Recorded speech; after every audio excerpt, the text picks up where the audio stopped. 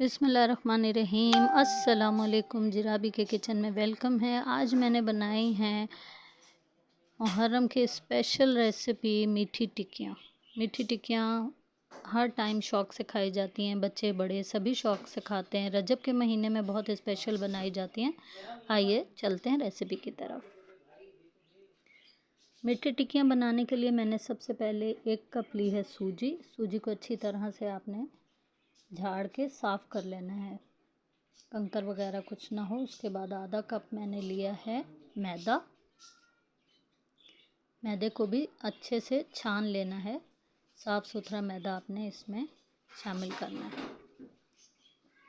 मैदा डालने के बाद ये मैंने लिया है 1 कप चीनी का है, तकरीबन हाफ़ से थोड़ा सा ज़्यादा है। इसमें 7-8 इलायची को मैंने खोल के अच्छे से पीस लिया था, ग्राइंड कर लिया था, और वो इसमें मैंने शामिल कर दिया। अगर साबुत इलायची डालेंगे वो मुंह में आएगी तो अच्छी नहीं लगेगी।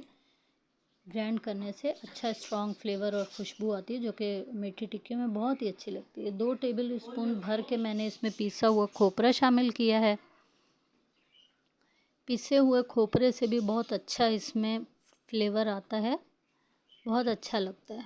ये 2 टेबल स्पून भर के सफ़ेद तिल हैं, आधे मैंने इसमें शामिल किए हैं, और 2 टेबल स्पून भर के मैंने इसमें ड्राई मिल्क डाला है। सूखा दूध है इसके अंदर, ये मैंने इसके अंदर शामिल कर दिया।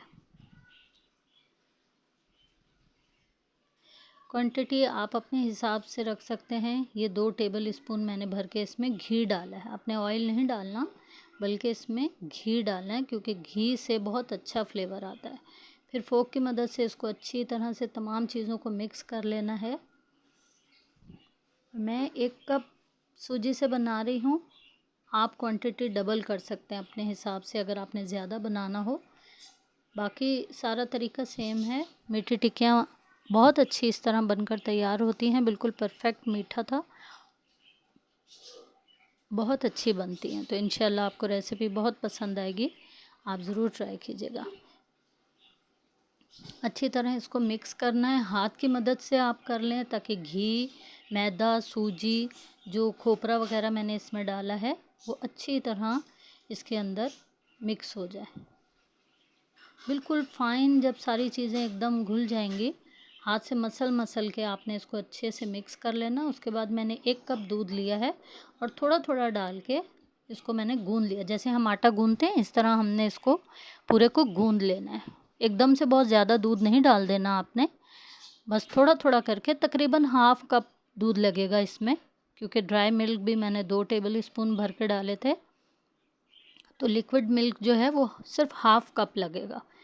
बहुत ज़्यादा मत डाल दीजिएगा, वरना डो आपकी जो आटा जो है वो सॉफ्ट हो जाएगा, तो फिर बेला नहीं जाएगा और टिक्कियाँ अच्छी नहीं बनेंगी, बहुत मुश्किल होगी। ये देखें, ये आपने बहुत एहतियात के साथ, जिस तरह हम आटा गूंदते हैं बस इस तरह फ़ाइन इसको बना लेना है। लेकिन गूंदने के बाद आपने आधा घंटा इसको रेस्ट के लिए छोड़ देना है। ढक के आप अच्छे से इसको रख के छोड़ देंगे। बाकी कुकी कटर नहीं था मेरे पास, तो मैंने कप की मदद से इसके टिक्कियाँ बना ली छोटी छोटी। और बिल्कुल पतला भी नहीं बेलना इसको आपने, और बहुत ज़्यादा मोटा भी नहीं रखना कि फिर ये अंदर से कच्ची रह जाएंगी। बस नॉर्मल थिकनेस का आपने इसको यूँ अच्छे से बेल लेना है। ज़रूरी नहीं है कि कुकी कटर हो तो तभी हम मीठी टिक्कियाँ बना सकते हैं। आपके घर का कोई भी गिलास हो, कप हो, जो साइज़ आपको मीडियम रखना है या बहुत बड़ी बड़ी बनानी है, वो आपकी अपनी चॉइस है, आप उसी तरह बना सकते हैं। क्योंकि हमने इसमें घी डाला है तो ये चिपकती नहीं है, बहुत अच्छे से ये बन जाती हैं आसानी से। ये देखें, बहुत अच्छी माशाल्लाह टिक्कियाँ बनकर तैयार हुई थी। आप ज़रूर ट्राई कीजिएगा, इंशाल्लाह आपको मेरी रेसिपी बहुत अच्छी लगेगी, इंशाल्लाह आपको पसंद आएगी। वीडियो अच्छी लगे तो वीडियो को लाइक करें, शेयर करें और सब्सक्राइब करें मेरे चैनल को।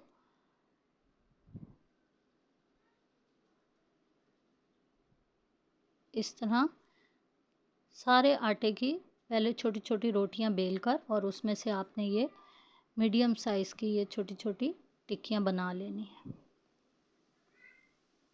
बहुत मज़ेदार बनती हैं, बच्चों के लंच बॉक्स में भी आप दे सकते हैं, टी टाइम में खाएं, नाश्ते में खाएं, एयर टाइट जार में बनाकर इकट्ठी रख लें, बहुत अच्छी बनती है। ये देखें, कप में मुझे थोड़ा सा मसला हो रहा था कप कैरी करने में, ऑयली हाथ होने की वजह से, तो ये ग्लास कैरी करने में थोड़ा आसान था और साइज़ भी ठीक था, तो मैंने गिलास से भी बना ली। अब मैंने आपको कप से भी बना के दिखा दी और गिलास से भी। और ये देखें माशाल्लाह 1 कप सूजी और मैदे से देखें माशाल्लाह अच्छी खासी ये टिक्कियाँ बनकर तैयार हो गई थी।